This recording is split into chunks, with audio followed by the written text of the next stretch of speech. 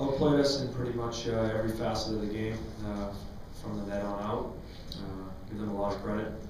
I thought we played a semblance of our game in the first period, but it seemed after their second goal they got a little bit of a bounce that we really couldn't mount much of an attack after that. So give Northeastern a lot of credit. I think we're obviously very disappointed.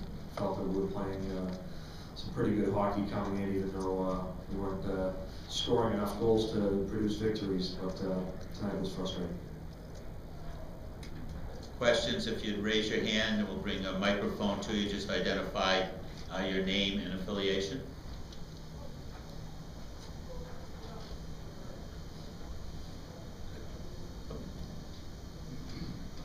Hey, Coach, Frank O'Connor, ESPN Boston. That one, you may have addressed this, I just got off the elevator, I'm sorry, but that one 40-second stretch where Bostrom didn't miss, the puck bounced on them, and then they come right back and score. That seems to define what's been happening for you guys this season. Did you see it the same way?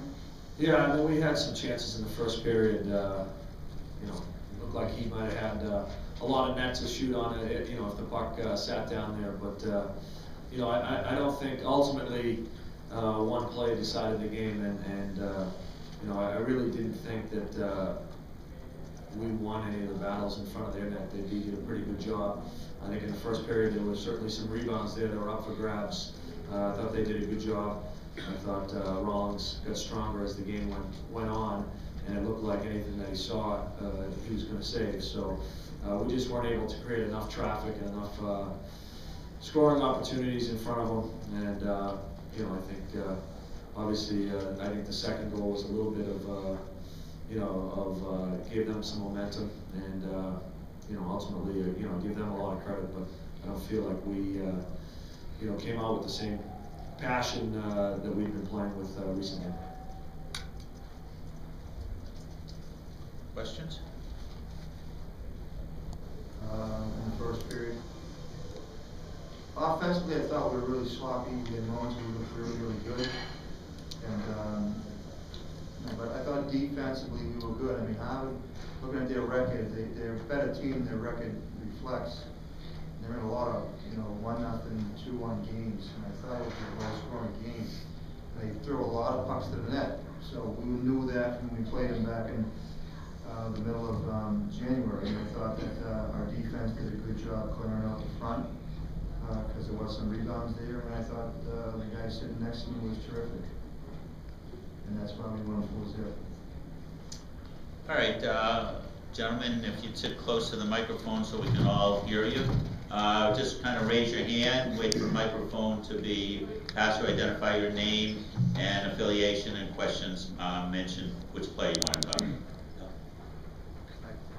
Rich Thompson, Boston Herald for you, Chris. Just comment on the goal support you got in the second period and what that did for your confidence going forward. First period we scored a goal. Second period we scored 3, which is nice. Makes it gives me a little more relief, knowing that we got 4 goals instead of 1. Like I said, it makes my job a lot easier. So yeah, it was definitely a relief.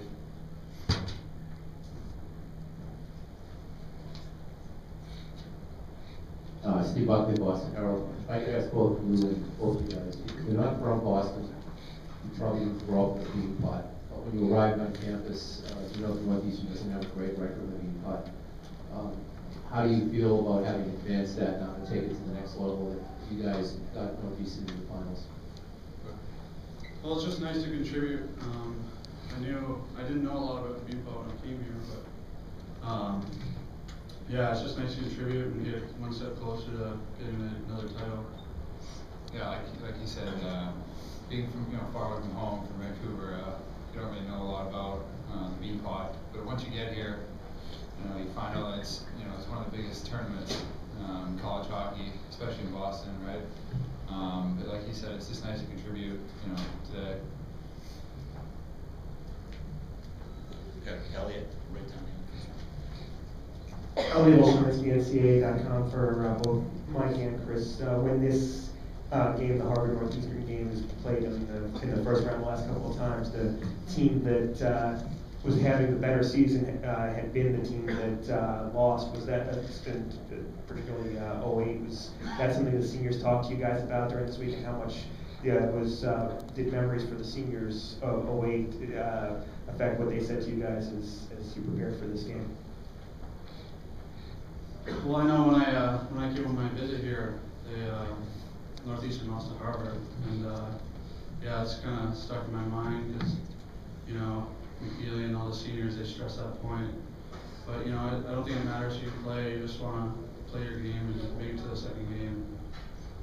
Yeah, like you said, guys like Tyler and Wade and all the rest of the seniors, obviously it's in their minds, and like you said, they weren't really, that was in the past, it's completely different now. It's, we weren't too worried about, 2 years ago in the Beanpot League. It's today, it's a new year, just, going out and playing, Mike?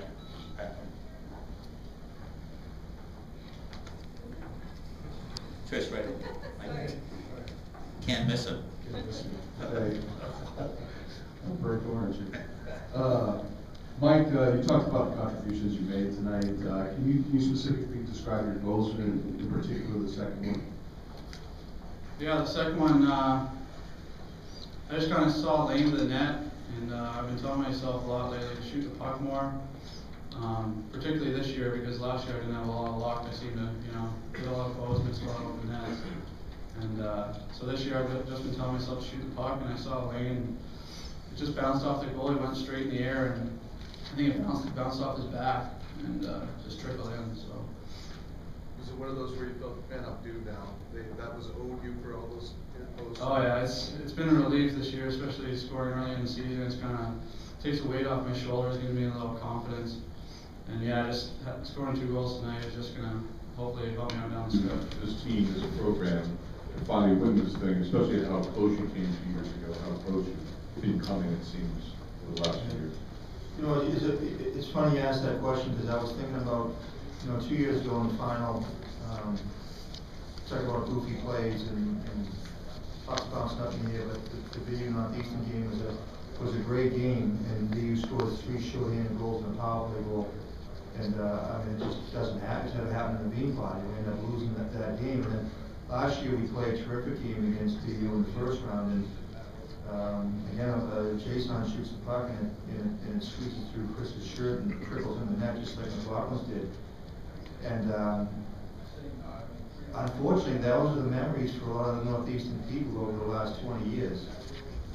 Near misses. And I'll give you an example. Like, when I got here 6 years ago, the program was, it just needed a lot of work, from infrastructurally, in addition to just getting the fans back. And the fans come in when you win. So we started to win incrementally, and we started to fill the building. And last year we had good crowds. Now this year they've stopped showing up. And I think you see a reflection of the fans when you are on the bench, you look up into that left corner, and there wasn't nearly as many flag shirts as there was a year ago. So, like, I'm not a baseball fan, believe it or not. I like the Yankees over the Red Sox. Don't tell me now, but I'm kind of I like the Yankees because they would always win, the Red Sox would lose. But I think we've got a little bit of the mentality as well. What are they going to win this damn thing? And they get sick of it. And I don't blame them. But, this is twice now in the last 3 years that we're in the final. And I know that whoever wins that game, we're going to have a tremendous opponent to play against. So, to answer your question with the period, they'd have to get both the NUPD and the Boston police around our campus if you want.